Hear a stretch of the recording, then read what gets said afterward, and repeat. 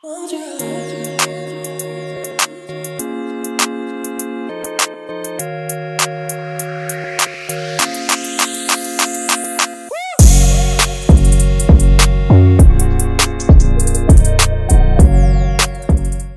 going on, people? Happy Friday. Welcome to United View. Welcome to the morning view. Listen, this is the last one of the week before the end of the whole season. That's it. We are here. We're done in the Premier League. One more game. And then obviously the cup final next week, which is what we're all looking forward to, which is what we're all waiting for. It's the one thing left to play for. Smash a like on the video, subscribe to the channel. If you are new, let us know how you're feeling, where you're watching from, what the weather's saying, if you want to add that in there as well. Hope you lot are good on the way to work, chilling with the kids, or working from home, or got the day off, or on holiday, or whatever it is you're doing. Big up to you guys for getting involved in the show. As you can see, straight away, it's always in the chat now. It's the new procedure. Have you liked? Yes. Or doing it now? 87% of you have liked it already. 85 likes already through the door. 200 of you watching, which is great. Simon McGill says, big up UV fam. Javid says the trio. Trio later on. Got the Trinity. Big Power summer by ahead. Dangle. Power by Dangle. Power by Dangle. All Elite says, big summer ahead. And Daniel Luciano says, morning Flex and Owen, big up UV fam from the East Coast. Who else have we got inside here as well? We have got good morning UV fam from F4BS. And Bacon Bite says, no one talks about Vlahovic anymore. Yeah, Dusan Vlahovic. Remember when he was a talk of the town? Arsenal wanted him for ages. And then he went to Juve and kind of just, oh, is he that good? Is he this? Is he that? And he's been scoring goals, won the league again. And no one talks about Osimhen either, says All Elite. And again, he was the new Cristiano Ronaldo or the new Mbappe or the whatever. Not saying he's rubbish, but, you know, the hype of go and get Osimhen for £150 million. And maybe that will still happen in his career. Probably will. But, yeah, it is interesting how these names get floated around and then all of a sudden they're just not there anymore. Yeah. Or not spoken about enough. But what we do have to talk about today is a lot, man. As it is the end of the season, you know what that means, guys. And like I said, someone said it there. I think All Elite said it. Said big summer ahead, and it's starting. We are getting there. The rumors are starting to rumor. The talks are starting to come out. The contacts, the hearing, the noises. There's loads of stuff. Sources say talks begin next week. Progress will be happening in the next fortnight. Or the other things, no contact made yet, or no formal bid yet, or nothing concrete. All the buzzwords, all the buzz phrases. Talks not advanced at this stage. Oh, that's a good one. That's a good one. Talks not advanced at this stage is a really common one. But you get the gist of this. And with Man United having Ineos coming into the forefront, listen, it's going to be a crazy summer, man. There's going to be so much things happening. So strap yourselves in. Double, you know what I mean, on the fairground ride or whatever it is that you're doing, get double buckled in, whatever you need to do, because it starts now. United Olise contact for Fabrizio Romano and David Ornstein have been talking about that. Luke Shaw misses the final, ? You know, talk about that. An injury update from Eric Ten Hag in his sort of weird presser yesterday that came out of the blue from nowhere. Southgate ruled out. Ornstein as well. Again, Ornstein's going to be back in his bag. I already know that Five got him on once a week or once every other week. I do know that. And this is one of the quotes that are coming out from Five. Yeah. So we'll probably just leap from off the back of that, guys. And whatever he says, we'll discuss here. The summer of Ornstein, saying things about managers, saying things about VAR. It's one of those ones, again, where it's just like the moment that siren comes up, you go, oh, shit. Ornstein's getting ready for summer, man. Surgical summer. And some other injury news, everything else in between as well, Owen. So a jam-packed show. A jam-packed show indeed. Let's start off with Olise. Olise talks contact. Yes, Fabrizio Romano has said the following about Olise. A player we've been linked with, for feels quite a while actually now already, doesn't it? So this might be one of the ones that plays out throughout the summer. But he said that Manchester United are now in contact with Michael Olise's entourage, but they are not in advanced talks. There's the buzzword. The player is open to leaving Crystal Palace in the summer, but any deal will be complicated. Now, there has been discussion about Olise Flex that he's got this 60 million release clause, but it's not a straightforward release clause. Like there's what is being described as a mechanism. I don't know if you've heard that. There's a mechanism in place. So which is makes it you a release wonder, clause like, or is it not? release clause? Yeah, but what is the mechanism? This is very interesting, isn't it? Is the mechanism something to do with, I don't know, like dates, times, When it actually kicks in?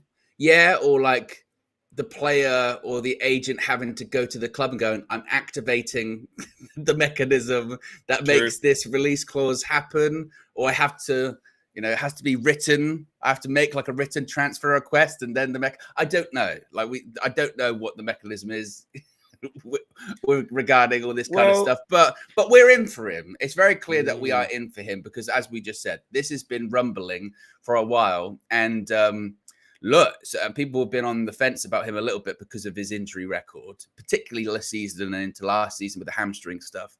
But then, hey, we played him at Selhurst Park, ripped us apart, didn't he? But people are still not sold. So where do you sit on all of this?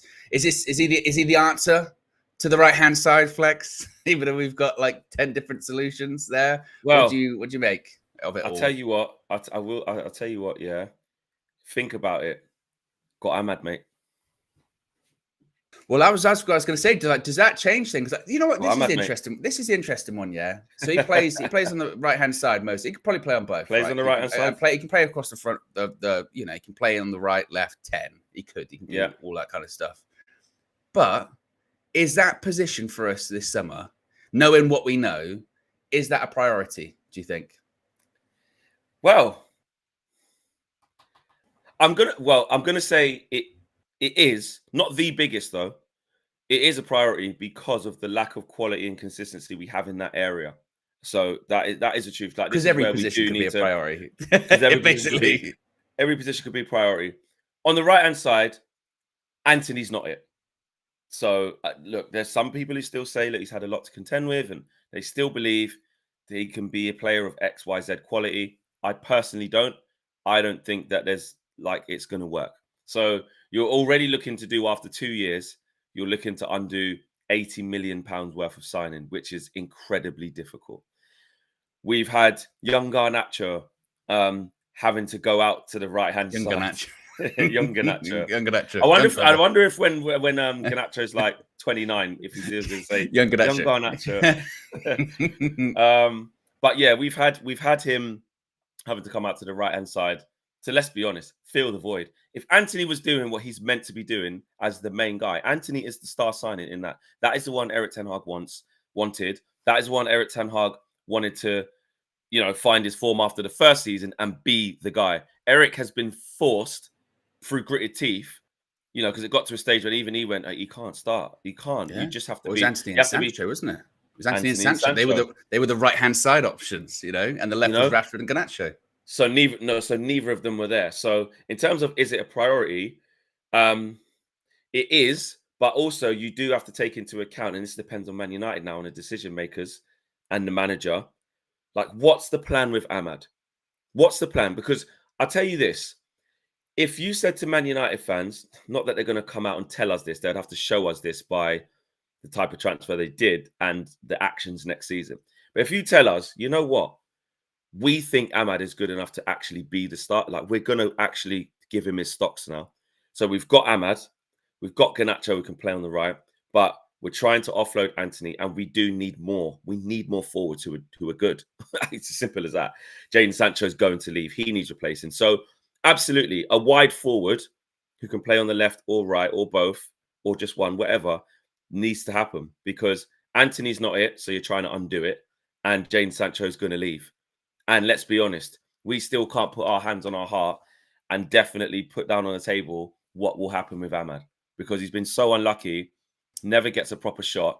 You wouldn't even rule him out going out on loan, which it doesn't make any sense now. We're like, let him stay in the squad and be the guy. Give him a run. But at the same time with that, we also need options, because you can't just say Ahmad is the guy now, so he's going to play all the games and leave ourselves a bit short. And so yeah.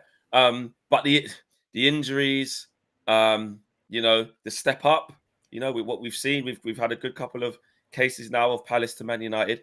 I'm not trying to give lazy analysis and say one size fits all, but Yeah, Zaha went when he was young. Zaha didn't work. That means he's not. That means Olise Yeah, won't work for United. because it doesn't mean that. Obviously, Wan-Bissaka's come. He's done well for a certain amount of years, and then now it's looking like a natural end. But Olise does look the part. He really, really does. He's a fantastic player, and I think he has got what it takes to play for Man United. But also, though, he's a player who, if we're being honest, is quite similar to Ahmad in terms of how he wants the ball. He's not as direct as like the Rashford, the Garnachos. He too wants the ball to feet, let's play, quite intelligent system. He can beat a man, drop a shoulder, but he's not a Rashford and Garnacho go at it. So again, he'll be another player that would purchase if this happens. And like the way we play football, the plan needs to be right. Don't just get Olise because he's Olise and he's one of the good prospects of youngsters in Europe, and he's got great feet and he's doing well. Yeah, but how will he fit into what we want to do with Ineos? So that's where I'm at. I think it goes to show the scope of how big it is, what United have to do this summer and in the future transfer windows as well. Because, like you say, you do look at Olise and you go, okay, like, is that really like a priority position for us this summer? You go, well. But then at the same time, you go, well, we're going to get rid of Sancho, most likely. Going to get rid of Greenwood. 2 wide players that have played off the right. Kind of do need to replace that, don't you? So maybe you are looking at a right winger. But at the same time, if you're going to look at the team or the squad that we've got at the moment and priority positions, you go, we desperately need a left back. And we'll get to Shaw later on, but we desperately need a left back. We're going to get a left back in the summer. Centre back. We're going to get a centre back in the summer. It's just a question of how many, 1 or 2. You're looking at midfield. You're going, well, Casemiro, it's likely he goes. So we need to find that next person who. And Eriksen's going to go. And Eriksen's going to go. So we got to find that person of like, oh, okay, who's going to be Cobby's partner for the next 5 years, next 10 years or something like that. We need to find that, Is it going to be a young person or is it going to be someone that's a bit more in their prime, but not super old? Because you don't want to have a Casemiro situation where 2 years time you go, we need to find another partner for Cobby. So that's already like 3 or 4 positions you're looking at. Then striker, we're going to get a striker in the summer because we've only got 1 striker at Manchester United. I mean, I watched the overlap with Andy Cole the other day, and he was on he did the game for Man United versus Newcastle. And you forget, don't you? And I know it was a different time because United played 4-4-2. Lots of clubs played 4-4-2 back then in the 90s. So obviously you needed more than just 2 strikers. We had 4 at the club. You had York Cole, Sheringham, Solskjaer. You need options. And up front, we don't have options. That's been the thing with Højlund recently. It's the discussion of, wow, if he's struggling or if he needs rest, who do you cycle him out for? You don't, because you don't have anyone else. So I've already just named like 4 or 5 positions that it could be argued are a bigger priority than a right winger because we do have some solutions already. Not that we won't sign a right winger in the summer. I don't know. But I think that just goes to show like there's an argument to be made for so many positions all over the pitch. Yeah, like, it's really hard to nail down. They're all really important. They're all really important. It's not like, well, that'd be nice to have. It's like, no, we is that where, Owen? Is that where we back? Yeah, is that where we have to like be realistic in like the surgery that needs doing of like, we already know with PSR, FFP, potentially like we discussed yesterday, finishing 8th with no other extra revenue, even with what it is now, struggling. So with that said, and then the need to sell players to raise funds, and then quite a few players leaving on frees, which don't really help us, we have to be really, really selective with the players that we do slap down. Like whoever the marquee ones are. Like if it was at least like last year, the 3 that we got straight off the bat, wasn't quick, but we got Mason Mount straight away. 60 million. Big chunk. And look how it's turned out. Onana was second. 48 million. That 47. Real Madrid game, wasn't it, I think? Yeah. 47 million or whatever it is. Big chunk of your budget, all around the same ballpark between sort of 50 and 60 million. And then Rasmus, look how much did he cost? 60 odd plus add-ons, 70 odd, whatever. So we went at the time when we were thinking, I don't know what the Mount thing is, but yeah, Onana, good. Yeah, Rasmus Højlund, yeah, too much money, but good. We got the 3 main positions we needed as we saw it then, because we was like, we got Varane and Martinez, that's good. We got Shaw, Sancho's on the thing, that's fine. We've got that. We had to get a striker because obviously look at Martial, and Casemiro's been good, so that's fine. Kobe Mainoo, we didn't really know he came through like that yet. So he's like, got Mason Mount, he can help. So we felt at that point throughout the spine, 3 big signings, got it right. And then after that, we had to sort of sprinkle and see what we could get, and then look what happened.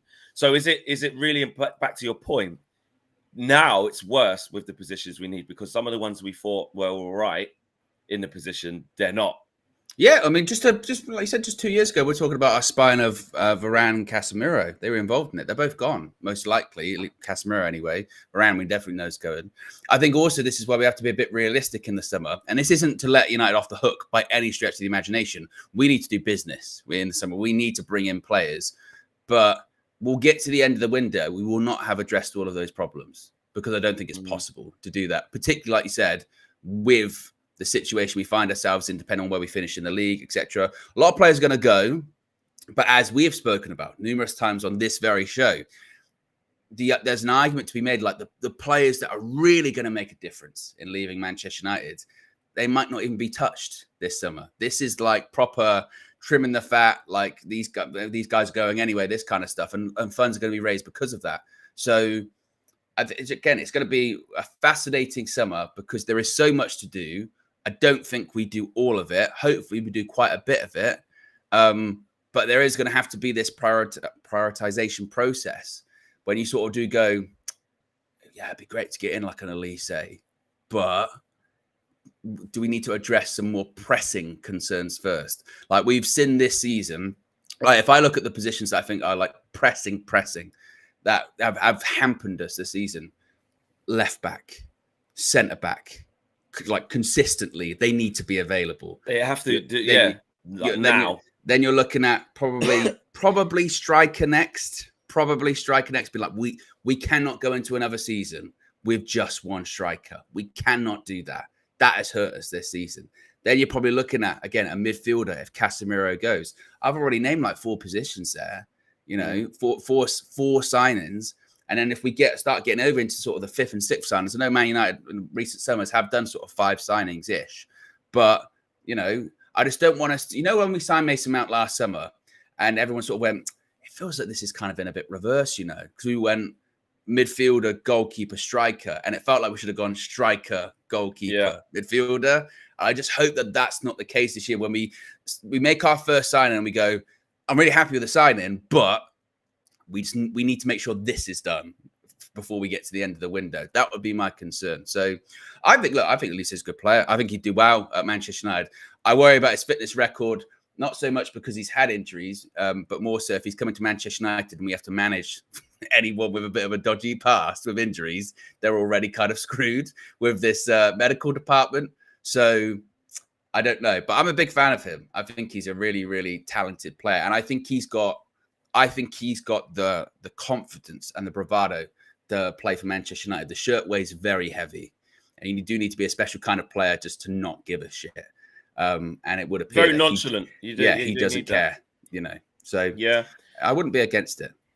Ability-wise, yes. Do have to consider the injuries, and we do have to consider though, if we're going to put 60 million down on him, which, or David Ornstein's saying it's not that easy right now. There's still complications of what that means. And it probably is along the lines of what you're saying, because I think we all know the release clause exists. So once there is one, it means there is a price that someone can pay where he can leave. However, when does it kick in? Who needs to give the notice? Yeah. He might not have completed enough games this year for it to even be in play. I don't know. Who knows? Yeah. There's so many stipulations in contracts. You just do not know. Yeah, exactly. Yeah. So we have to also work out parting with big money for a right winger would have an effect on needing to spend big money on a genuine centre back, a genuine centre mid starter. Like, do you say, right, for one season while we calm down, Ahmad's there? Like, this is a guy we already invested 30 million into. 40, you have to have like what do we have versus what do we not have? Basically, we do have a right winger. We don't have a left back that's available. Yeah. We do have a right winger. We don't have a second striker. So that's when I get into like the prioritization. You have to be like, what do we have right now, and what do we need? Genuinely, what do we need right now? But as we said earlier on, The problem is you can make an argument about a lot of positions in that team that we really, really need. There's very few which you go, no, we don't really need that at the moment. You could make that argument about we need everything. Yeah. We need everything. Where are we at, guys, with what you lot are doing in the chat? Let's get to the super chats and the members chats. A member for 22 months, Lucas Chan has been. And he says, good morning, Flex and Owen. Hope you aren't too sore, Flex, from Ballers. Yeah, I am. Only played about 20 minutes. Can't move, can't run anymore. Brain wants to do things my feet can't do. And had to play centre-back. Never really played there in my life, apart from once for Sky Sports, gave away a penalty. So couldn't play my favourite position up front. Didn't moan, team player, to get on with it. Did the best I could. And mate, on the other team, I didn't play against this team, but we played against Charlton Legends. So I was playing against Jason Ewell. Shout out to, I don't know if you don't remember Jason Ewell, and Kevin Lisby. And on the other team, they had Lescott centre half, was just pinging balls, calm, no one could get past. Paul Konchesky, remember him? Yeah. Great left foot. West Ham, Liverpool, one of Liverpool's worst signings. Fulham. Ever. Yeah, one of Liverpool's worst signings. Proper Roy Hodgson favourite.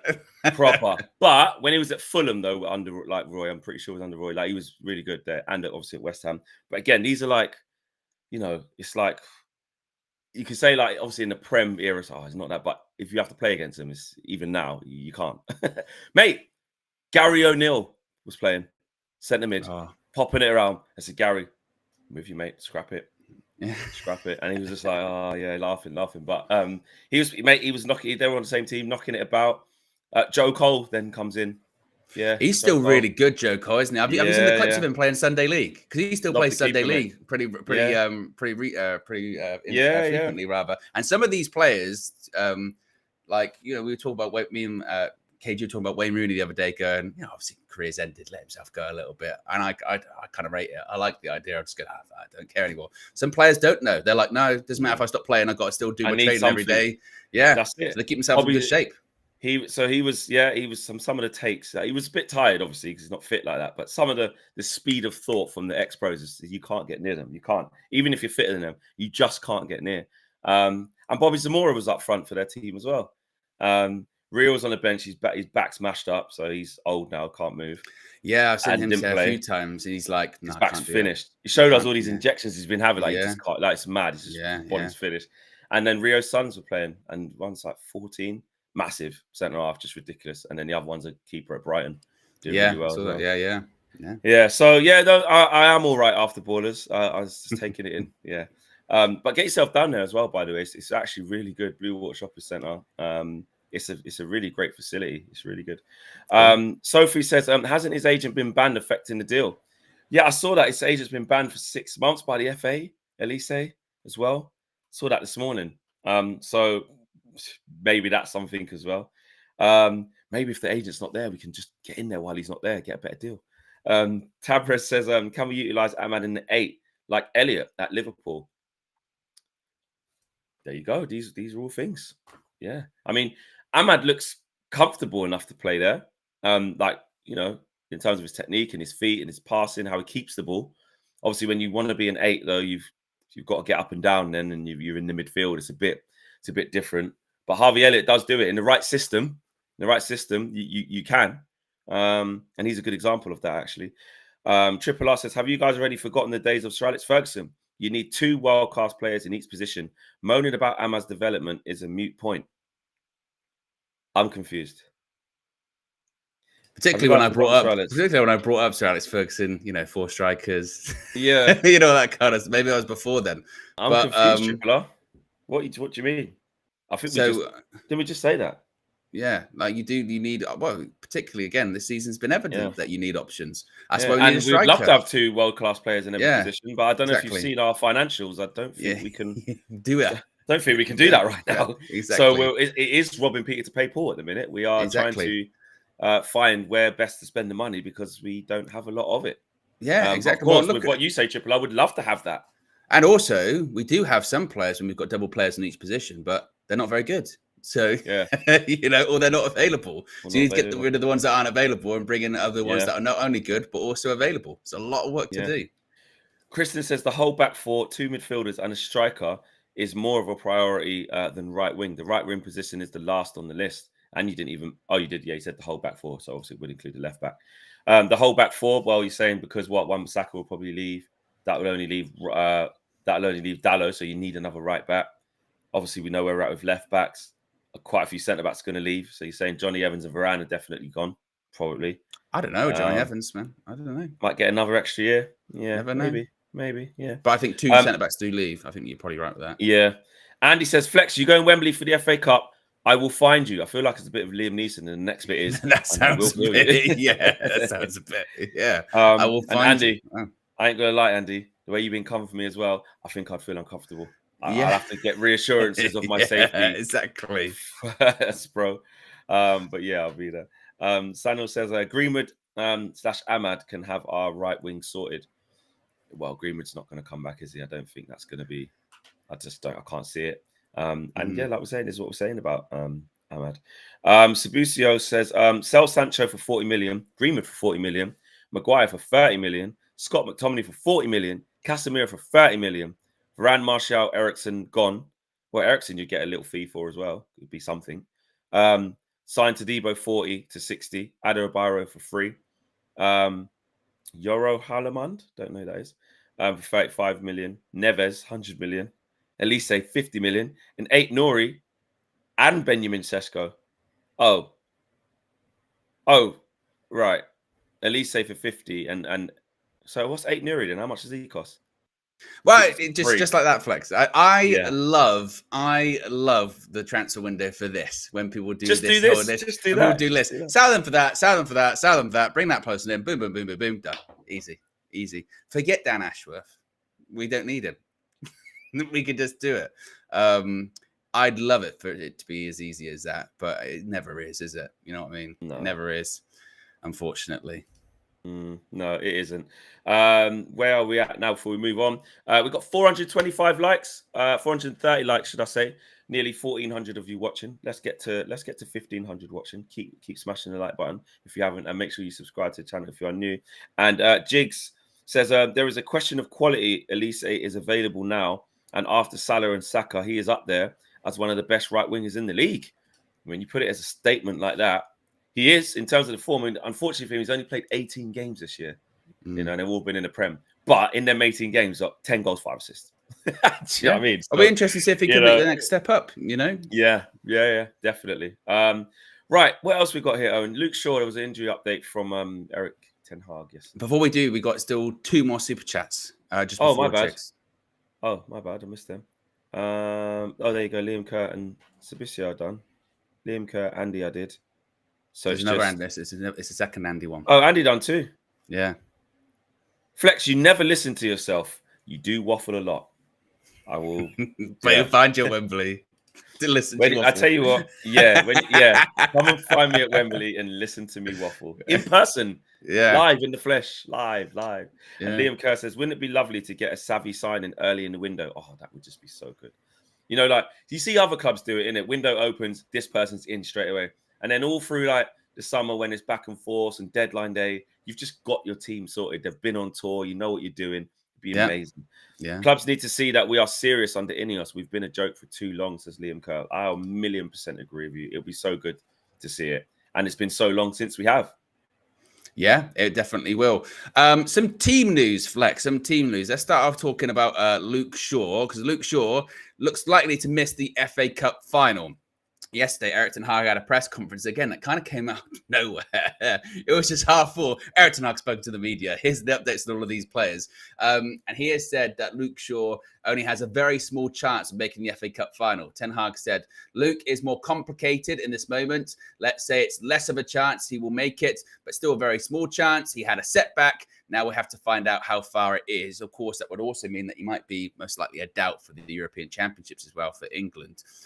For some other players returning, Ten Hag said, we're working on bringing players back. Leacher had a good session now as well. Others on the pitch like Rafa Varane, Victor Lindelof. We have to see how far they are on Sunday. Tomorrow we're off. Saturday we have training. So there's a possibility that Rafa Varane could play his last Premier League game against Brighton on Sunday at the Amex.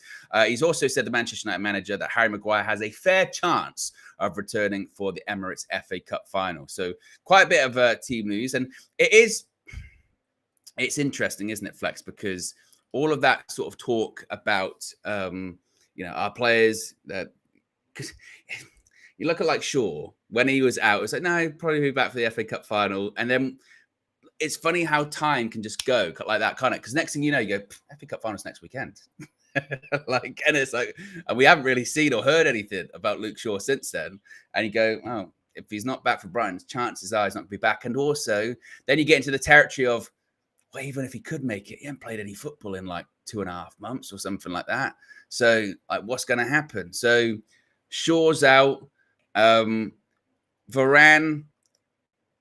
well, he's another one whereby you'd hope he would get minutes against Brighton, wouldn't you? You'd hope he gets some kind of minutes against Brighton because, well, with these players, now you're muted, Flex. With all of these players coming back, what would be your back for the final? Because do you take the risk? Do you take the risk of like, well, if they haven't played any minutes, do you just drop them in FA Cup final against Man City? Martinez is back. Played what, 10 minutes? By the time the extra time, or did he play like 15 in the end? Something like that. And I think he'll, and then he'll start against Brighton. I think probably, or the very least, he'll have a significant more time, week of training. Like he's starting the FA Cup final. He was ready to go against Arsenal, but went no. Keep training, get more intense in your training, get match ready. 15 minutes against Newcastle. Couple little challenges, fine. Get longer against Brighton if it needs to be 45 and come off, no problem. If you agree that he starts and definitely comes off at half time, or vice versa, whatever. Or if you can, what would ideally be the one is to go past the halfway line and do like 60, 65. Yeah, get off. Then he's ready to go. I think Martinez will play. Yeah, Martinez will start. It's between Maguire and Varane.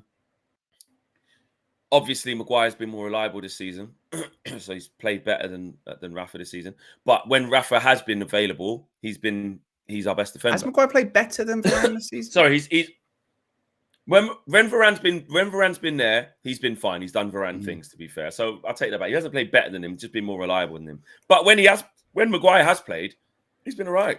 Ish with Varane though as well, because you have to remember there was a period of time where he was available, he was just on the bench, he just didn't play for a period of time as well. Maguire was being picked, and then next thing you know, injuries, and then it's Maguire and Varane. They can play together, can't they? Yeah. If there's anyone that can do for the final, if there's anyone that can do a final, they haven't played in a few weeks, they've got no minutes, it's Raphael Varane. He's been doing that for years, so of course he can step in. So and the farewell ghost, the wraith, the phantom. I will cry if he scores in that final and we win. I would. That would just be so good to see. It's his last ever game for United. Put him out there. He's been in big finals. I tell you what, you talk about big players and the big moments and the big games.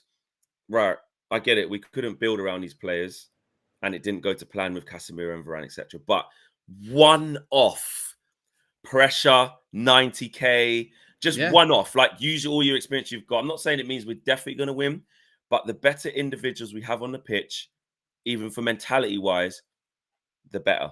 So, Varane. Partially, yes. I know, because you're saying the Casemiro thing, you wouldn't play him. Well, because you get into the senior players that have played this season, they haven't been very good, have they? No, so they haven't. It's like, look, Casemiro. I still think we got a better chance with them than without. I still think we got a better chance with Rashford than without in the game. I don't know. I do. Know. I don't know about the Rashford one. But you know what? And we'll pick this up on the Trinity later because obviously KG's not here at the moment. But I spoke to KG on the phone yesterday at length. We had like one of our at length. It's one of his ones where he calls me. He's doing something in the background. But he wants to talk to me for 30 minutes. Because that is legitimately how KG communicates. Doesn't do messages, doesn't do voice notes, doesn't do little back and forth. That's true. It's a phone call or nothing. Yeah, 45 hours what he's doing. I think he was cooking or something. He was doing something, and we were chatting, and we were chatting about like Ahmad and all that, and he was like, he is pretty convinced that Ten Hag is going. No, he's pretty convinced Ten Hag is going to play Rashford, Garnacho, Højlund in the final. He's saying that's what he's going to do. And my viewpoint is, well, if he does that, I think he puts extra pressure on himself, because no one expects us to win. Obviously, we are the underdog in that game.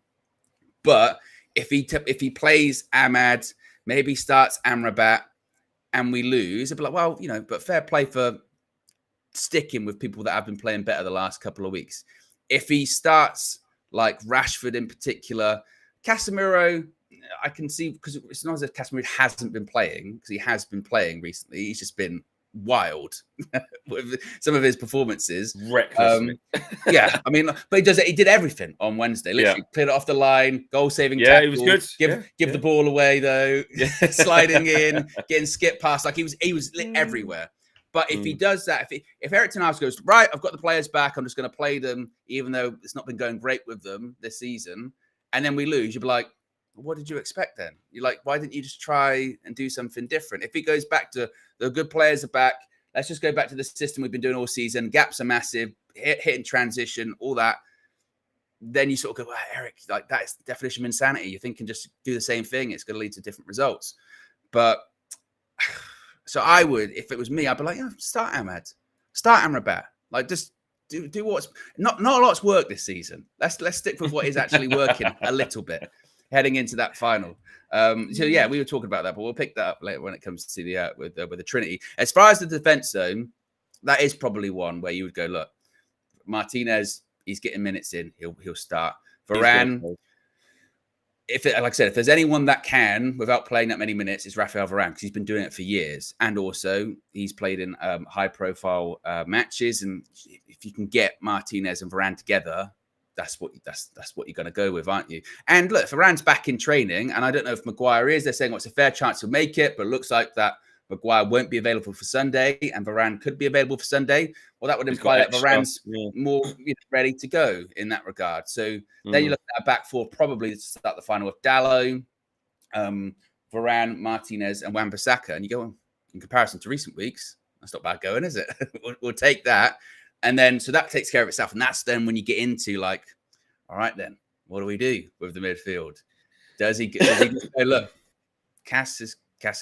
So it's going to be Casemiro and Kobe. Or does he go, Amrabat's actually doing well. What do I do there? And then one's really interesting. Yeah. And then you get to the wide positions and you go, there's a guy here who's playing well. Playing well in Ahmad. And not just like playing well of like subjectively, he's scoring goals now. And in this competition, he scored goals against Liverpool, got us to the semi-final, scored a goal, won the ball back, actually, and then Garnacho travels with it. Ahmad scores goal. Not difficult, not an easy finish.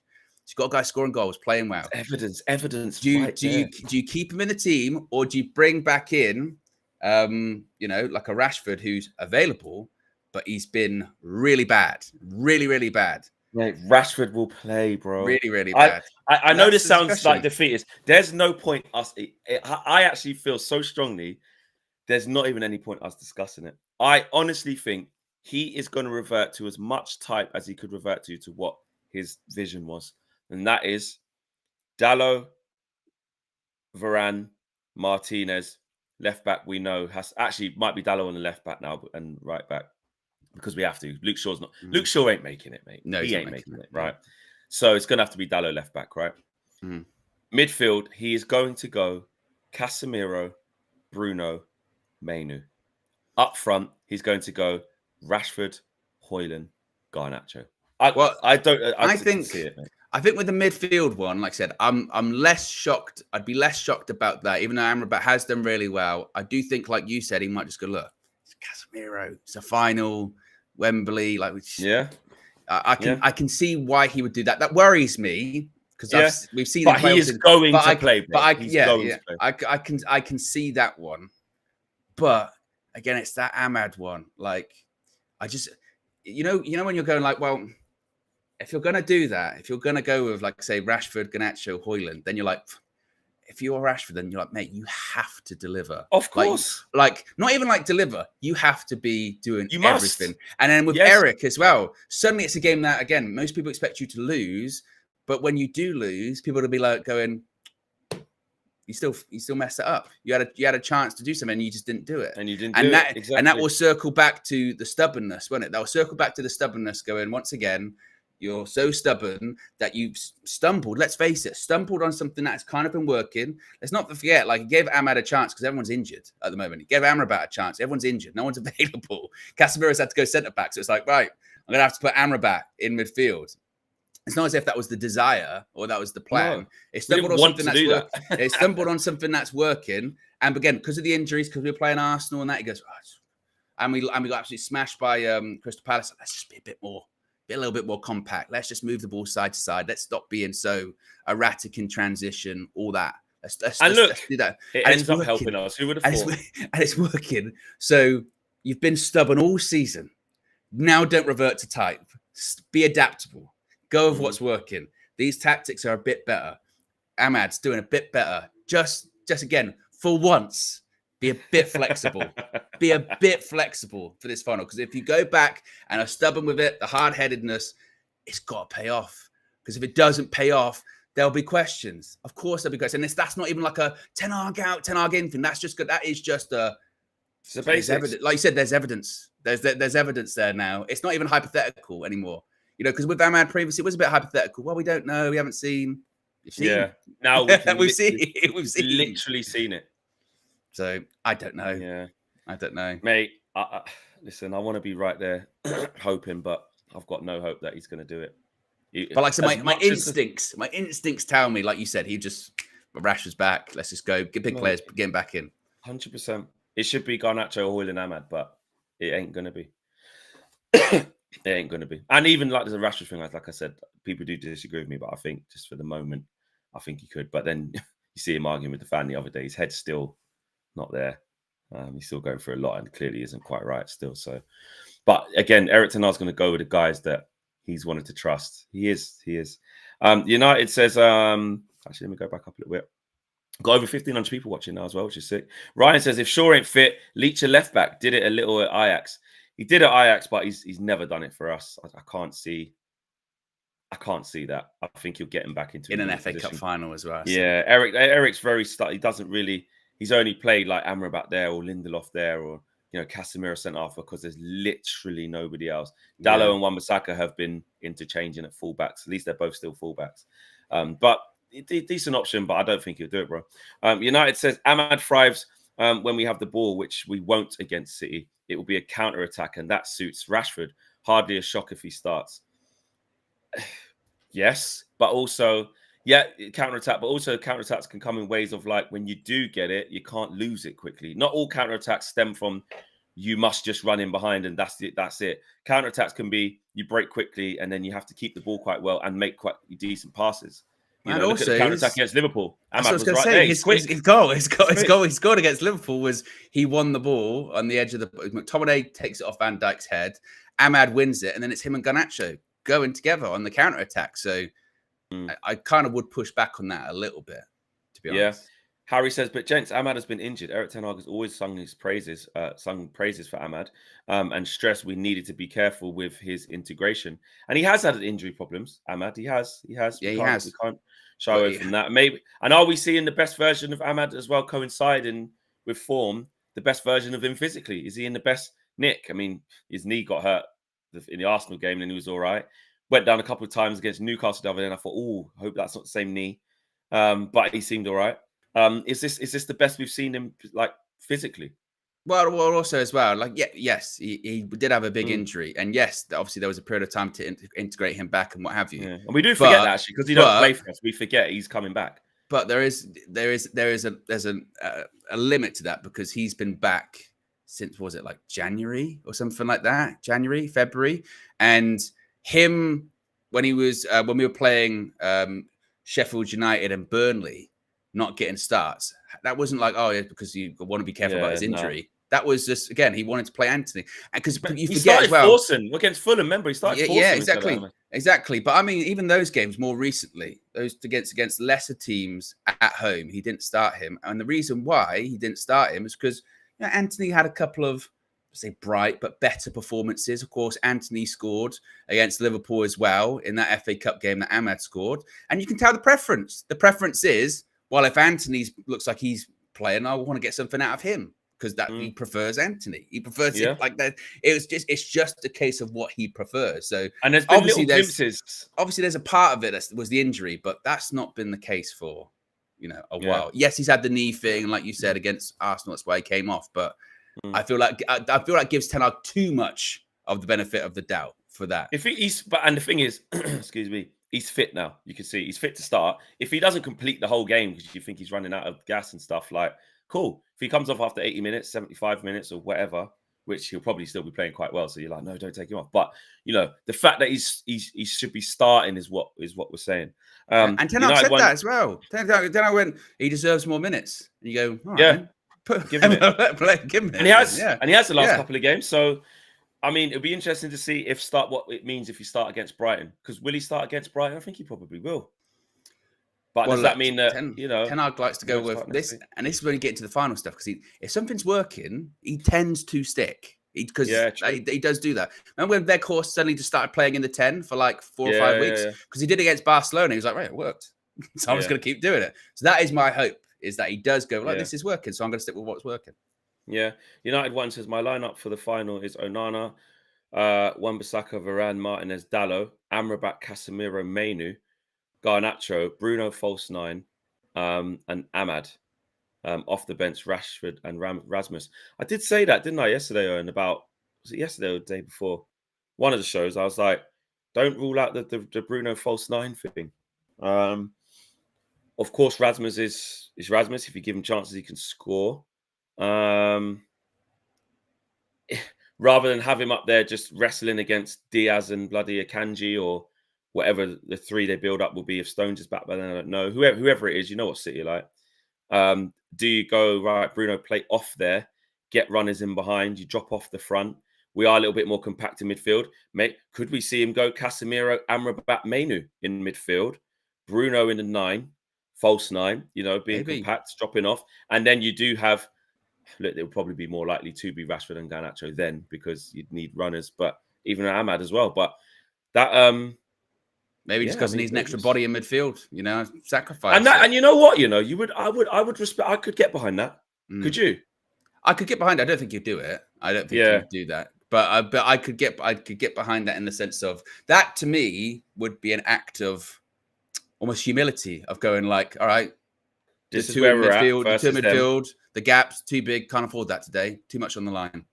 I wouldn't be mad. Some people could say it's negative and this, that, and the other, but win the game. Go win the game. You got to win the game. And also, we know, like, the likeliness of Højlund, like, from the start there would be a lot of that going on.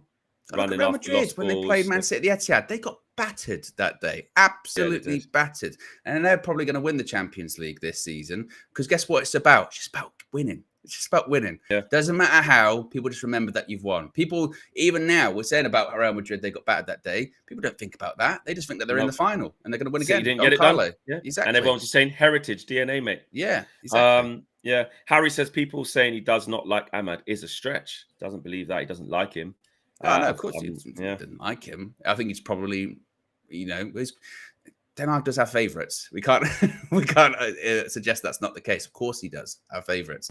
He would love it if Anthony worked out. He's his guy, but it's not that he doesn't like Ahmad. Again, my hope is now what we have seen with Ten Hag, to give him credit this season, is that Garnacho, he leapfrogged Anthony, didn't he? He's his preference on the right-hand side now over Anthony.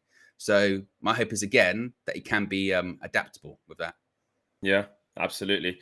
Gareth, actually, let's get the likes. Let's get the likes before we get to Owen's nemesis. Tabra says, all Davis said is best.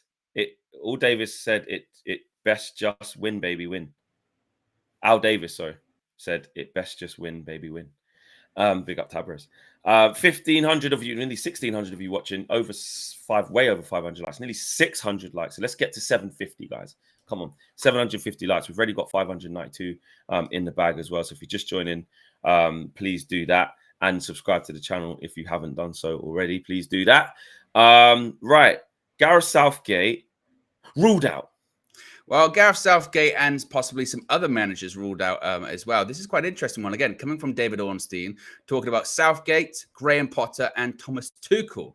Now, he said in his interview with Five, he said, as far as I know, if they were to make a change now, those three wouldn't necessarily be at the top of Manchester United's wish list for various reasons, which is very interesting that David Ornstein would say that, because obviously all of the reporting has been that, well, you know, if they do decide to move away from Ten Hag, or they do make a change, this person's linked, that person's linked, that person's linked. If David Ornstein is saying, well, Southgate, Tuchel, Potter, they're not going to be high at the list for a variety of reasons. Gareth Southgate, probably just because what's he done, you know, in club football in 15 years, and is he a good coach? Thomas Tuchel, maybe because, look, it looks like he's going to stay at Bayern now at this point, and there were concerns about, you know, abrasiveness working within, you know, an organization. Graham Potter, probably same reasons of job's a bit big for him, isn't it? You know, what happened at Chelsea in his next step. And it is what is really interesting with Ten Hag and his future at the moment, because it does feel like every other day it's swinging back and forth in terms of what can happen. But one thing is for certain, it does feel like more so than maybe a couple of weeks ago that you go, well, with the options available, and again, with United having a couple of half decent performances. I know you could say, I lost against Arsenal and a win against Newcastle, but half decent performances. It does feel like there's a feeling of maybe they'll just reassess it, you know, towards the, you know, halfway through next season. He's got a year left on his contract. Let's see what happens, kind of thing, because the momentum there for other coaches, well, it appears to be pretty non-existent at this point, really, doesn't it? And I mean, I suppose, again, nothing. As me and KG have said a lot in the match reviews recently, it's the manner. So at the same time, if we did lose the FA Cup final, we got absolutely 5-0 that day. Maybe that's and then we finish 8th, you know what I mean? And we're out of you. Maybe that's a tipping point. I don't know. But it does just feel like, again, that kind of finality that was maybe there 2 weeks ago doesn't feel like the same. It is there at the moment. Coupled with, like, you know, match going support as well. It's very, very much still there. And a lot of people you speak to around the grounds and at the games, you just hear conversations and you speak to people. It's like, listen, man, I know it's been bad. These injuries, like, just give me a little bit longer. Let's just see that and get a full squad back. And, you know, I know some people are fed up with that, and, you know, I get it. But yeah, it's looking like he's going to stay, man. I think he's looking like he's going to stay. And I've said, even though I've been in a place where I said, I don't think you can't turn this around. This is just too bad. Can't turn this around, and until I get new evidence, I suppose that's where I'm at. But I've always said, though, if he does stay, I'm not fuming. I have never been in that camp of like, well, this is our best chance to get rid of him. I've never thought that. But just with what I've seen, I just don't think we're going to be able to turn it around. But if he stays, you get behind it, and which I think he is going to stay now, so I can get my head around that. And then obviously the spotlight's really on. In the new season, you know, the pressure's really on. New setup, you know, new people making decisions, new look Man United, and we have to go again. I mean, my prediction previously was I didn't think he'd be in the dugout beginning of next season, because I didn't think he'd get the results that he needed. But I suppose it turns out that the results almost didn't matter.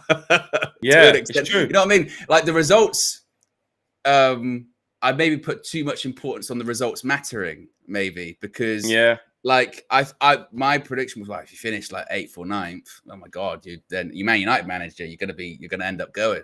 But it looks like that might not be the case because of other circumstances, of other factors, i.e., there's a lot of change going on at Man United, and maybe they're just like, with a lot going on, maybe it's something we have to reassess in 6 months' time or what have you. I think the managerial market as well, I think, has played a massive part in it. The managerial market this summer, or this period of time, has been so bizarre. I mean, look at what's happening with Bayern Munich. It's been crazy. Like, crazy. They can't get a manager. They can't get a manager. Even look like the Barcelona situation with Xavi. I'm even at the end of the season. Oh, no, I'm not.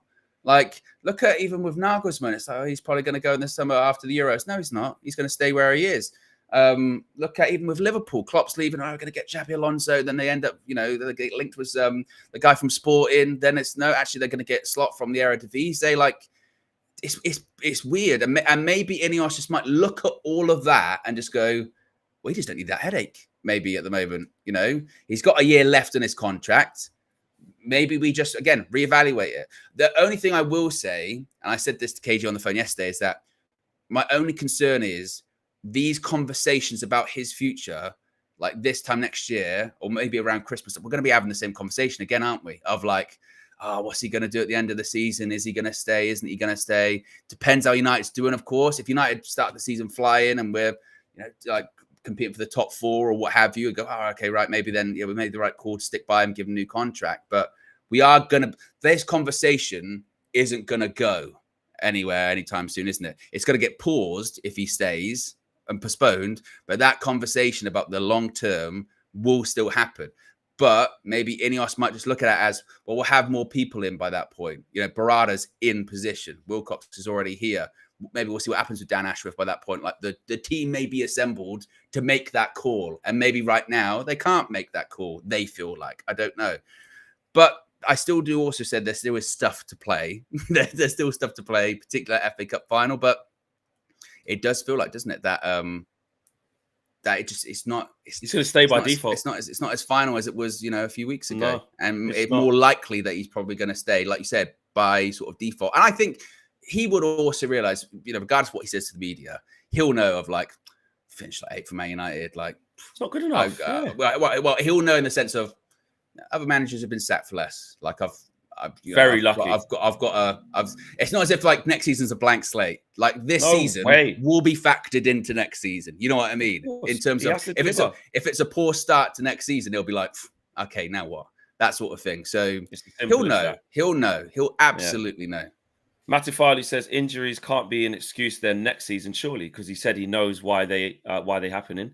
If he stays, there is no excuses. Has to perform, and that's literally what Owen just concluded with right there. There can be no excuses next season. We've got to get it right. And he's only got a year left, so he must.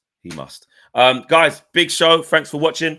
We got just under 700 likes, 650, I'll say, but we can get 700 on the way out. I believe in you guys. Trinity, powered by Dango, episode 16. You're muted. I thought we finished the show. I think it is. 16, I'm going to say it maybe. I'm going to say episode 16.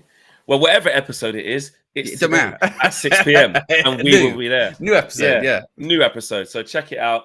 Thanks for watching, everyone. Thanks for liking the video. Thanks for subscribing. Thanks for getting involved in the comments as well. And we will see you again later on today, 6 p.m. Powered by Dango. Trinity.